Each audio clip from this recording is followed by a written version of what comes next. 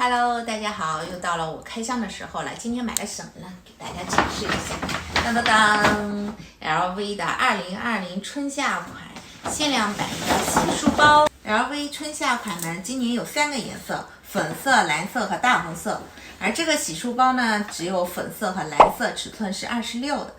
今年这个粉色呢争议很大，有人觉得特别的鲜，有的人呢觉得有点乡土气息。但是我觉得如果是粉色的话，选择这样的小包会比较好看。可以看一下里面，你看里面是这样子的，也是粉色的皮，是跟普通的是不一样的。然后它的拉链是银色的，银色配粉色我觉得还是挺漂亮的。我们也可以在网上买一个内胆包，然后配上链条或者皮带挎在腰间，这样子它就变成一个普通的包了，还是很实用的，这个大小也很可爱。